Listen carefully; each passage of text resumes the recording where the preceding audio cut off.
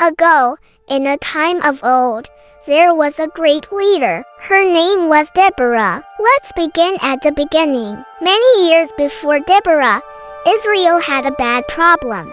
Everyone was afraid. Why? Well, because enemies were coming up against Israel on every side, like bullies attacking defenseless kids. And Deborah wanted to do something about it. But first, let me tell you about where she lived. In those days, people didn't have phones or TVs, so whenever there was a disagreement, they had to go all the way to see a judge. These judges weren't mean, scary guys in robes though. They were wise people who helped solve problems and keep peace. Deborah was one of these judges. Now, most of the time, she sat under a palm tree by the road. This was her special spot. It was a long way to walk to get there, but the people didn't mind. Why? Because Deborah was so good at what she did. Everyone loved hearing her wisdom. One day, as Deborah sat under her tree, a man approached. He walked up to her and said, "Oh, Deborah, we're in big trouble. There's this mean guy named Sisera. He wants to take our land and destroy our homes." "I know," Deborah replied calmly. "God told me all about it."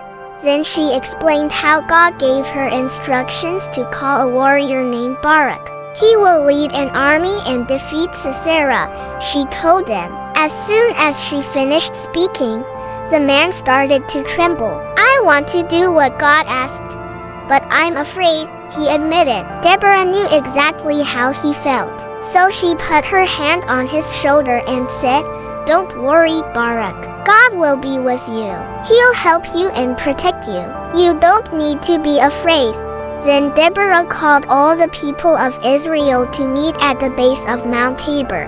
When they arrived, Barak divided the soldiers into groups. He assigned each group to a leader and then sent them out to get supplies. All the while, the men looked to Deborah for guidance. They wanted to be brave like her. A few days later, the 10,000 soldiers were ready to fight. It was going to be a hard battle because Sisera had a huge army and lots of weapons. Most of all, he had iron chariots. These chariots could easily crush the Israelites. On the day of the battle, Sisera led his army toward the Israelites. Deborah stood on a hill with Barak. They watched as the chariots moved closer and closer. Deborah stayed calm, but inside she was worried. Would the soldiers be too scared to fight?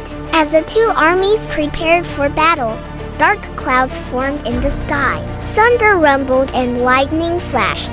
Before Deborah could say a word, raindrops began to fall. It poured and poured. Soon, the ground became muddy. As the rain poured down, Barak looked at Deborah and whispered, "It's hopeless. Our chariots can't move in this weather." Just then, Deborah raised her hand and shouted, "Come on, warriors, now is the time to fight. Go, go, go!" When the other generals heard her shout, they charged forward.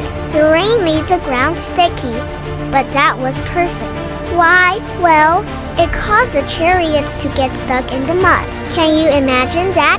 Iron chariots couldn't move in the mud. The moment the chariots stopped moving, the Israelites attacked.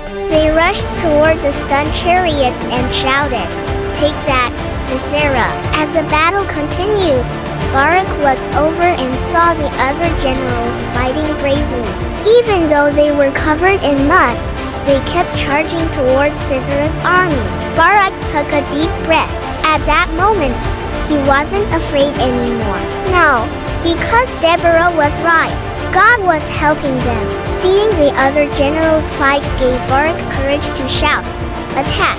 Then the Israelites fought together and chased Sisera's army all the way to the river. All at once, the army cheered. Victory was theirs. Deborah smiled, but she didn't join the celebration. No, because there was still work to do. After all, they hadn't caught Sisera yet. While the Israelites celebrated their victory, Sisera got out of his chariot. He shook the mud off his clothes and started running. He ran all the way to a nearby tent and burst through the entrance. Sisera stumbled inside and saw a woman sitting on the floor. "Can you help me?" he asked. "I need somewhere to hide." "What are you talking about?" the woman asked. "Who's there?" "It's me, Sisera," he said. "I'm your enemy. The Israelites are chasing me." The woman sobbed for a moment. Then she stood up. "Okay," she said. "I'll hide you." Sisera relaxed when he heard this. He sat back down. "Thank you," he said. "You're a lifesaver." Suddenly, the woman pulled out a tent peg. "Oops," she said with a smile. Excuse me, Sisera, but you've got a big gash on your head. This tent peg is for you." Before Sisera knew what happened, the peg went straight through his head. When the Israelites arrived, they found Sisera's body lying on the floor. His life was over. They all cheered and shouted, "Hooray! We won! The enemy is defeated." That night, the people sang and danced. Then they returned home to tell their families about the battle. Deborah was happy that Sisera was gone, but there was still one more thing to do. She needed to write down everything that happened that day. That way, everyone would remember God's help. After she finished writing, Deborah stood up and asked everyone to listen. "Once upon a time," she began, "there was a bully named Sisera. He made everyone's life miserable. But then God chose me to save his people. He gave me strength to be a hero." Everyone listened as Deborah shared stories of the battle. How the chariots got stuck in the mud. How the generals charged forward. And how God helped the Israelites win. Then Deborah ended her song. She thanked God for giving them victory and reminded everyone, "Be brave, my friends. Be brave. Be strong. God will help you. And together you can do anything." As the song faded away, the people clapped and stomped. Their feet echoed in the valley, and the sound of joy filled the land. Everyone looked up to Deborah. They waved and shouted, "Hooray! Deborah! Deborah! Deborah!" From that day on, everyone remembered Deborah's story. Kids would gather around as she told them about her adventure. And she always taught them the same lesson. Anyone can be a hero when they walk in faith. Today, children imagine themselves as Deborah. They stand up to bullies and take action when they see someone is sad. They share their toys and help others when they're scared. And that's why we love Deborah, because she teaches us to be heroes too. Hey, everyone! Thanks for watching. We hope you enjoyed the animated adventures of Deborah, a woman of courage and faith. If you want to watch more exciting videos, just click on the picture here. You can choose any video you want.